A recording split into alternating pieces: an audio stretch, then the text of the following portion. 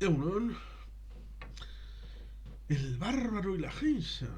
Una película que seguramente nos pasará a la memoria colectiva y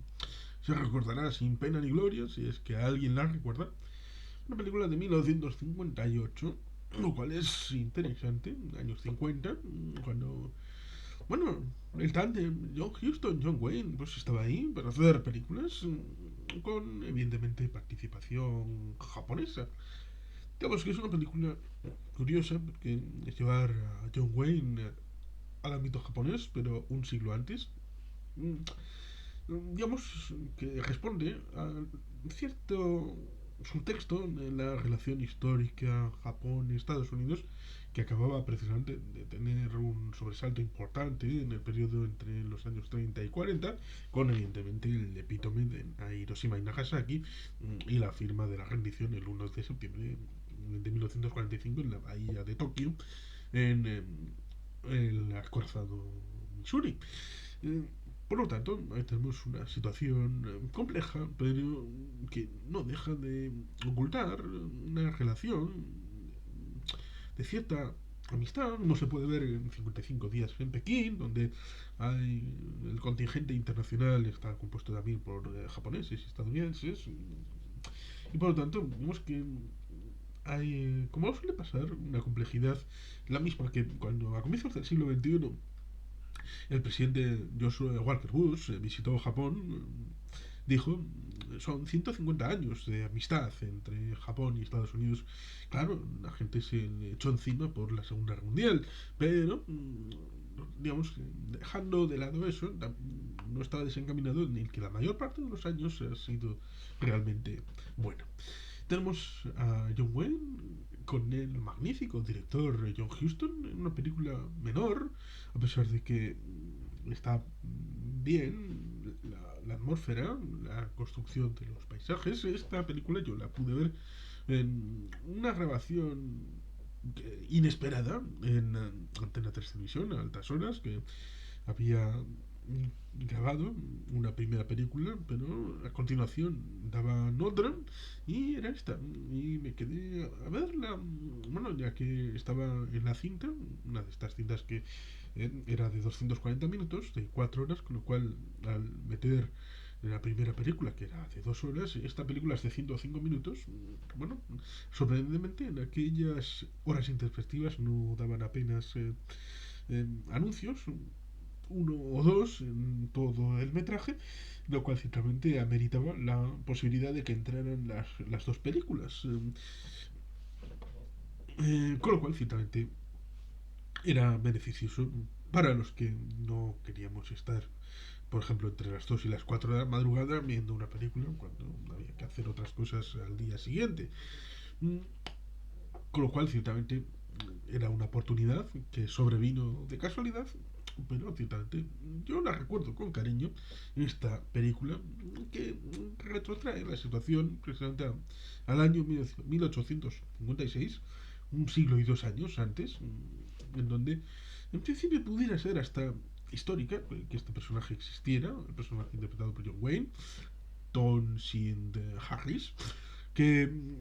3 años después de la situación donde el Comodoro Perry, Matthew Perry, que no es el de Friends, es otro, digamos que entró en la bahía de Tokio, que entonces era Edo, para obligar a la apertura de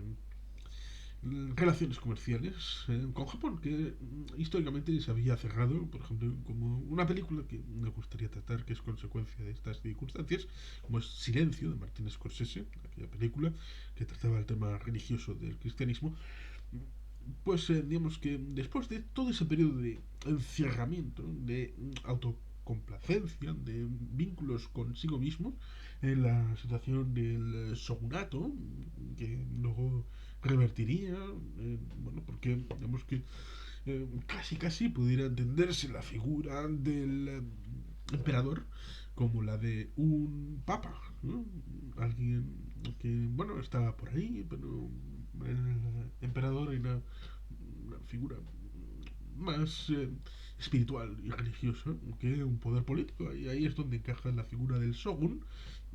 que sería más bien como la del rey, que unifica los señores de la guerra en todo este periodo pre-Meiji. Pero eh, tenemos esa circunstancia en la que cuando ven llegar a Matthew Perry, el Comodoro Perry estadounidense, a la bahía de Tokio, saben perfectamente lo que ha pasado en China en la década anterior con la primera guerra del opio, en donde los occidentales pusieron de rodillas a la potencia regional como había sido históricamente China, con lo que ciertamente tuve una precaución de ojo cuidado que esta gente va en serio y estos occidentales tienen capacidad para un fuego craneado y poner las cosas en su punto. Ciertamente, en todo ese periodo de oscuridad habían tenido un puntito de intercambio con los neerlandeses, con los que también tendrían relación en esa etapa Meiji, de segunda mitad del siglo XIX, a la hora de contratar expertos occidentales para eh, conocer las artes occidentales en las armas de la guerra y en la industria, contratando gente del Imperio Prusiano, de Estados Unidos, del Reino Unido, neerlandeses, franceses, muy variado, muy variado. Aquí, como digo, teniendo una estación, los neerlandeses, en el ámbito del Japón, pero digamos que a partir del año 53-56 del siglo XIX, esa apertura, incluso teniendo ya para esa época un cónsul en un pueblecito en Shimoda, eh, en la bahía de Edo. Con lo cual, ciertamente, es este Townsend Harris enviado con la misión de negociar relaciones comerciales, pero evidentemente ha pasado relativamente poco tiempo desde la apertura formal del Comodoro Perry. Con lo cual, ciertamente, es un momento interesante. Todavía no se ha desprezado el Japón que llegará a ser potencia mundial en el siglo XX, pero ese Japón entre semifeudal, clásico, que se abre al mundo, que cambiará, como vimos en la película de Edward Fuke, en la de El último samurái, que está comentada en este canal, curiosamente, ¿verdad? Pues, pues ese Japón que cambiará es el fresco de estas andanzas con la historia de este Townsend Harris, que un poco como una circunstancia en la época tratan de congraciarse con ese Japón que ha sido ocupado por las potencias aliadas bajo el comando de Douglas MacArthur y que, mal que bien, precisamente en el año 64 tendrá una circunstancia como los Juegos Olímpicos y precisamente servirá como impulso a la reconstrucción épica reconstrucción mm, para la dificultad que hubo respecto al hecho de que ya en la propia guerra de Corea había servido como retaguardia Japón para las tropas de los cascos azules de la ONU para repeler la invasión de Corea del Norte. Con lo cual, ciertamente, ya la percepción había variado y precisamente con películas como esta se trataba de retomar la senda de la reconstrucción de esa cierta amistad con los japoneses en la memoria colectiva a través de personajes como este que empatizaron en parte con ese Japón tradicional acendrado con la propia realidad matrimonial del propio personaje. Así pues tenemos esta película, por lo tanto, de El Bárbaro y la Geisa, donde evidentemente la Geisa es importante, porque digamos que Harry se acabará sucumbiendo al embrujo de esa hermosa Geisa y evidentemente llevará a su cometido, relaciones comerciales, diplomáticas, a pesar de las complicaciones del proceso a través de los representantes japoneses. Bueno, ciertamente lo importante, yo creo, es la vocación, que sí, luego tenemos aquella serie con Richard Chamberlain y todo eso, y otras películas y productos más ligados al ámbito japonés, pero digamos que siendo de los años 50, siendo de John Huston, siendo John Wayne el protagonista en esta rareza, que es el bárbaro de Geisha, tenemos un fresco donde los fondos, la ambientación, el, el vestuario es realmente interesante y atractivo como fresco para esta propuesta de no el primer contacto, sino el segundo contacto, o puede que el tercero, casi como si fuera esto la Cerritos, si fuera eh, este muchacho un miembro de las cubiertas inferiores de la USS Cerritos, precisamente, de la clase California. Bueno, pues casi como si fuera este un caso similar. Tenemos cuando ya se ha producido el primer contacto y Japón y Estados Unidos ya se conocen y reconocen y saben que están condenados a entenderse, es cuando se envía a alguien para negociar los aspectos más secundarios de lo protocolario, como es este señor Harris, en donde pues se pone en fresco ese inicio de las relaciones ya más consuetudinarias de Japón con Estados Unidos y en ese vínculo personal entre una geisha y un bárbaro ceñudo del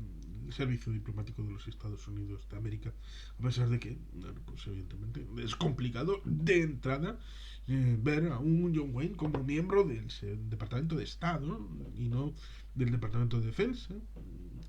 de un miembro del ejército o de la marina, que sería más propio para un actor conceptualizado como precisamente un bárbaro, ¿no? Precisamente como alguien con mucho músculo y poco cerebro, lo cual digamos que con la trayectoria que tiene John Wayne, pues amerita tener un poco menos de cerrilidad, porque precisamente en ese final de los años 50 es cuando John Huston no, no fue John Huston, fue John Ford. John Ford el que hizo con John Wayne aquella magnífica película de El hombre tranquilo. Es que a veces uno se confunde con los dos irlandeses, con John Ford y John Huston, dos grandes directores. Pero ciertamente hay alguno que a John Huston le menosprecia. Al maestro John Ford se le tiene encumbrado, ya hemos comentado en este canal, la película aquella de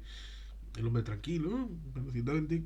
con esta película, El barro de Geisha, o otras como Evasión o Victoria, pues digamos que se le tiende a poner en un segundo o tercer escalón, pero hay que reivindicar al señor Houston, que acabaría con aquella película de dublineses o Los Muertos, prácticamente con, sí, prácticamente con la bombona de oxígeno metida aquí en la nariz, pero demonios, qué película. Con lo cual hay que darle una oportunidad, yo creo, a esta el bárbaro de Geisha, sobre todo a los que les interese el tema japonés. Quizá si no te gusta el tema de Japón, el tema histórico, quizá esta no es tu película, pero a los que sí, yo les recomendaría vivamente darle una oportunidad, acercarse y, bueno, por lo menos poder evaluar el fresco histórico, incluyendo esta pieza dentro de él. Con lo cual, véala, es mi postrera y última recomendación en lo concerniente a este vídeo sobre John Huston, John Wayne, el bárbaro y la geisha. Y sin más, es que ricasco a Kulurabat, Betty Gelpien.